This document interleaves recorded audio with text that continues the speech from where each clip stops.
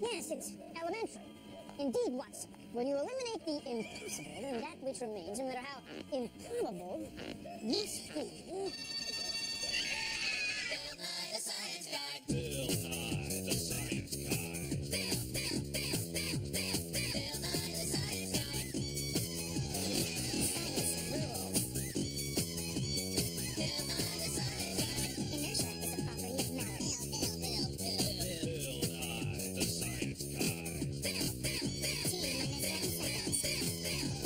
Bill Nye the Science Guy. Brought to you by Little Sisters Security Systems. When you want to know who's been messing with your stuff, call Little Sisters Security Systems. Catching Little Sisters red-handed since 1979.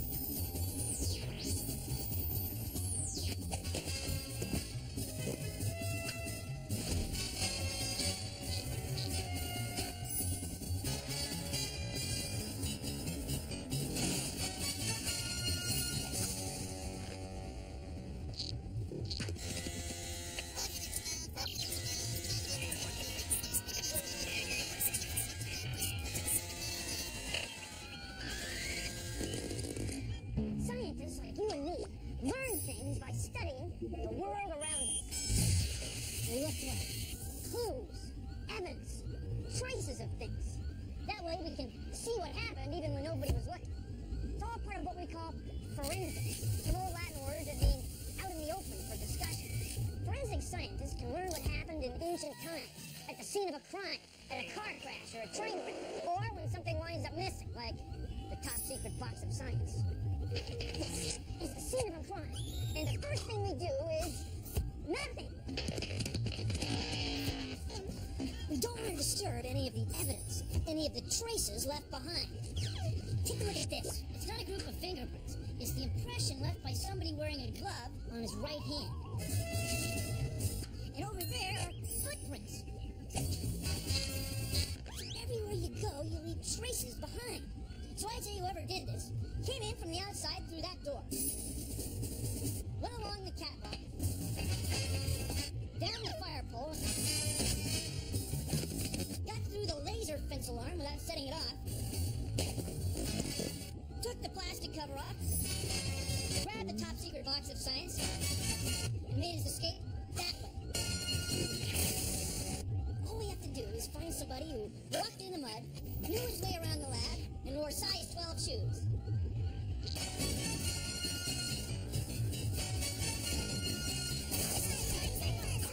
No, I was just demonstrating how people leave traces behind, that's all.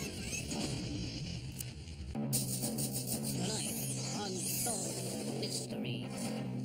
A bike is missing. A girl is upset. On closer examination of the crime scene, clues are found on the ground.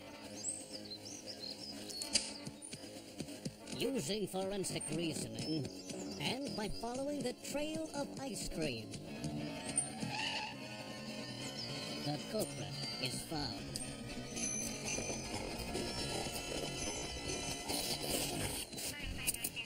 To help us hold on to things, our skin is a pattern of little ridges, fingerprints.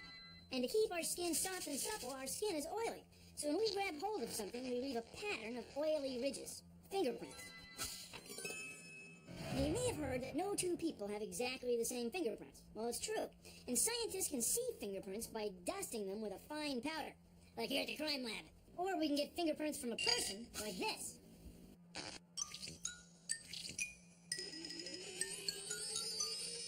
See, in the old days, scientists would compare fingerprints by eye, and it took hours. Nowadays, it's done with computer scans, and it happens just like that. See, scientists have given different parts of fingerprints different names, like loops, whorls, and arches. By comparing the features of fingerprints found at the scene of the crime with fingerprints on file, scientists can determine whether or not a person was at the scene. You can see that these two fingerprints are really close. but they're not exactly the same. So these aren't the same person. This guy wasn't at the scene of the crime. See, everywhere we go, we leave traces behind. Finger traces. Fingerprints.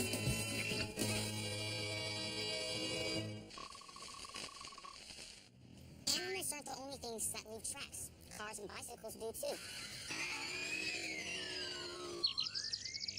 There are a lot of different types of tires. They aren't as special as fingerprints, but they can still help narrow down the possibilities. I made a few calls. The tire that left this print was unique to unicycles. People's shoes also leave prints. They come in different patterns and sizes. Looks like a match. I don't know what's going on around here, but I bet it involves circus people.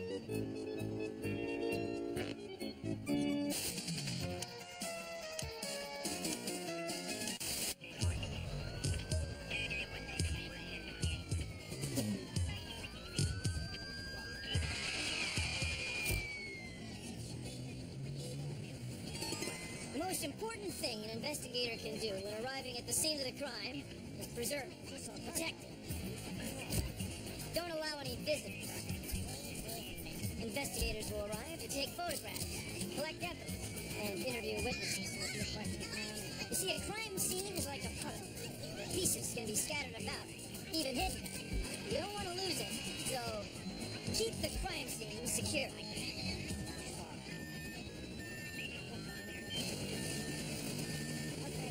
Hey, science guy.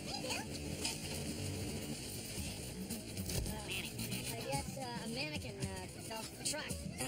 See, this was more of an exercise really than an actual crime. Punch it!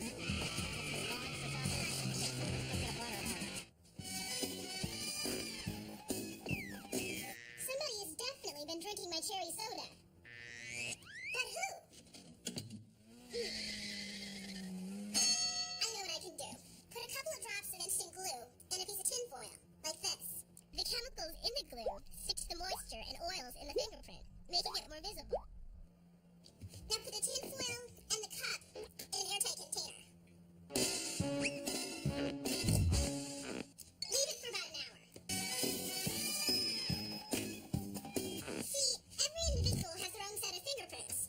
There are no two that are exactly the same. That means that there's only one person who could have drank my cherry soda.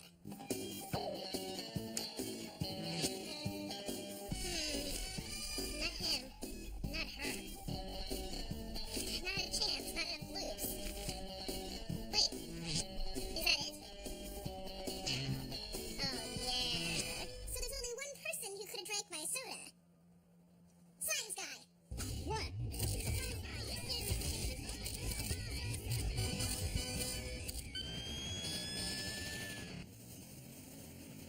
There was a fire here. This part of the roof is badly burned. This part of the roof is gone. It might look like this place is completely burned up, like there's nothing left. But you know what forensic scientists say? Every fire tells a story. There are plenty of clues around here, you just have to know where to look. We might find an electrical circuit. It's been overloaded. Well, inside we might find evidence of a cigarette butt that somebody left lying around, or maybe a cooking fire that got out of hand. But walking around outside the house, we found this. It's a firework, a bottle lock. You put it in a bottle, you light the fuse, it shoots up in the air. And sometimes when they come down, they're still burning. The place with the most damage is where the fire's been burning the longest, and it's probably where the fire started.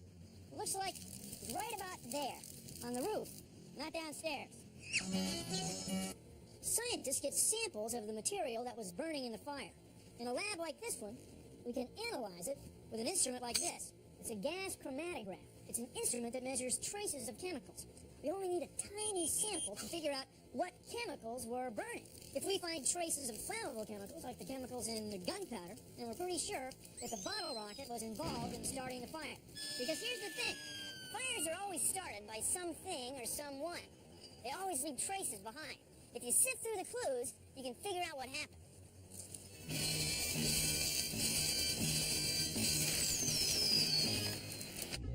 Your teeth are different from anyone else's. Forensic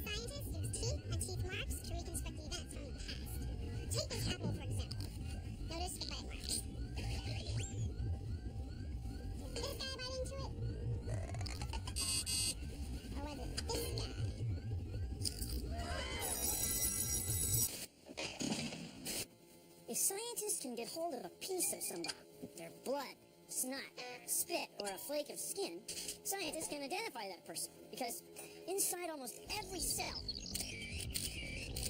of every living thing, there's a chemical called DNA. DNA.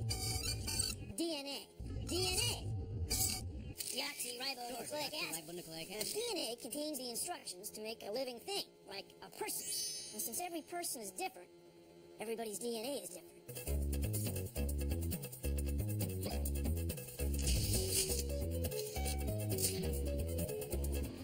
Scientists carefully separate the DNA from the cells.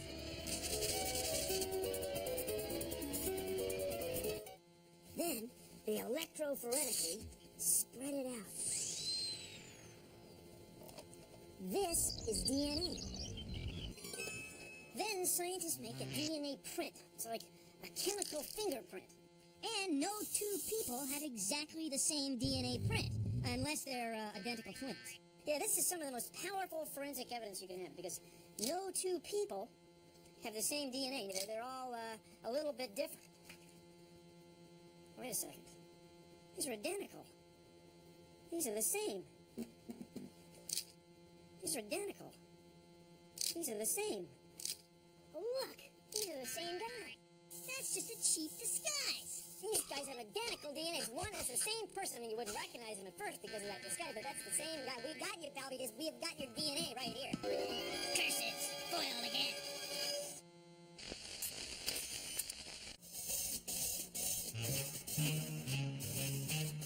There's a crime scene and they ripped off our ice cream and we're gonna find out who did it. This is the chromatography test, and there's a note left at the crime scene. What we're doing is we're cutting a piece off the note.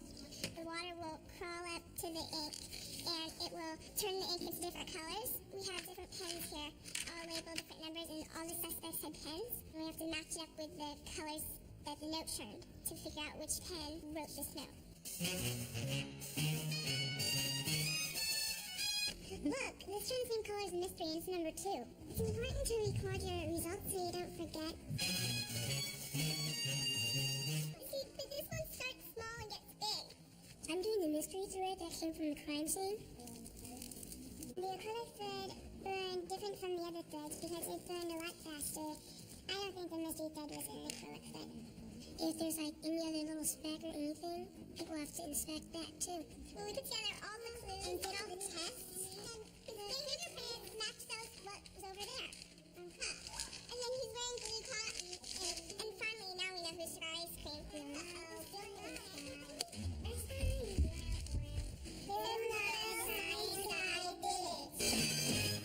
knew it was him. Hey, man, it was an experiment. That's why there's spectrophotometer man. By measuring how much visible, infrared, and ultraviolet light your unknown substance absorbs, we'll identify it in 1 hour or less. I got my forensic evidence back in about an hour. And that spectro... I am holding in my hand a highly advanced instrument that detectives use to fight crime. Of course, I'm talking about a common pencil. Let's say that you're a detective and you get called to the scene of a crime. A missing person case. I just don't know where he went. 1 minute he's here, the next, boom, he's gone. You've got to help me. Solving a case like this is never easy, but watch closely. Here's our man's notepad. Just as I suspected, blank. Or is it?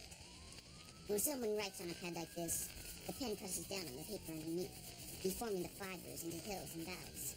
If we press the pencil lightly over the pad, the hills and valleys become letters. Have lunch with Mom today, 12:30 to 1:30.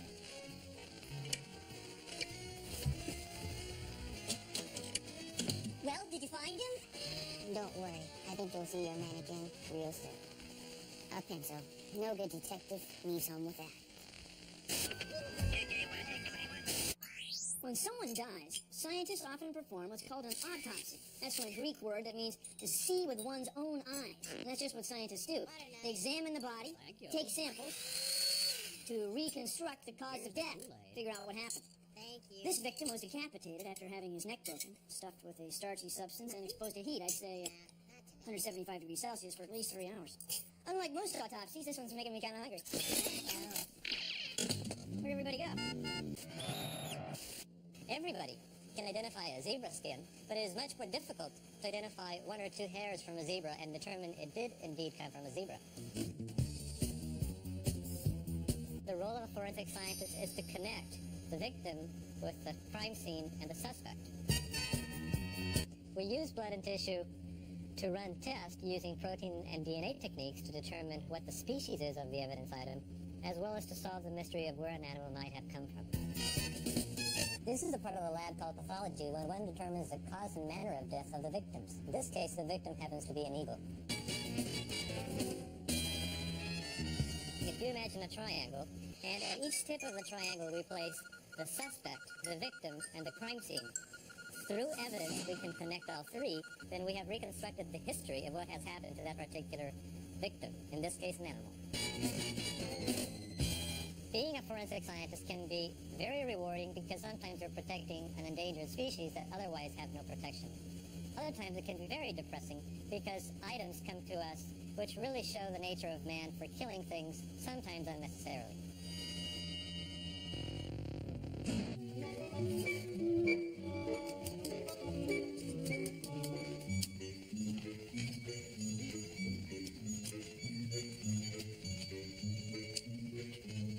Honey? What, dear? Have you seen my charcoal? Why would I have seen your charcoal? Richie! Yes? Have you seen my charcoal? No.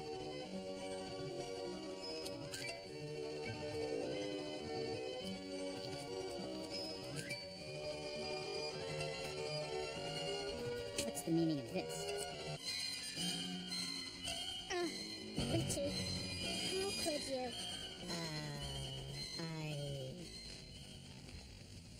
Hey, what's that?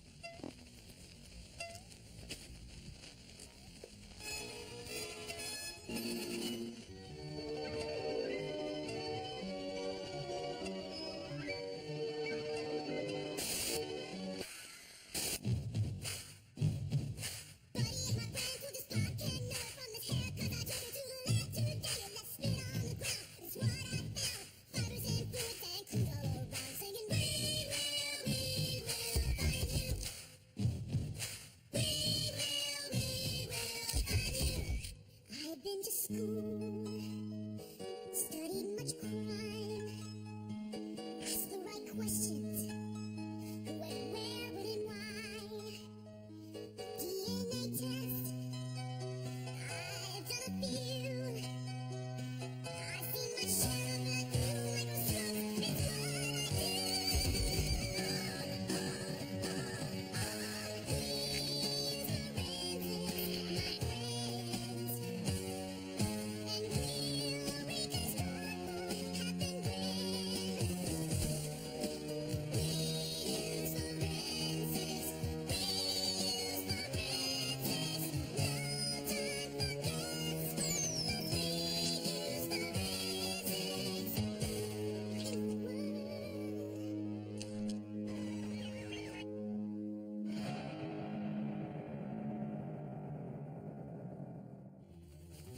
Well, that's our show. Thanks for watching.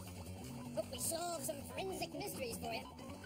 Well, if you'll excuse me, I've got some evidential bones to crush. Producing Association with the National Science Foundation. See ya! Scientists like you and me learn things by studying the world around us.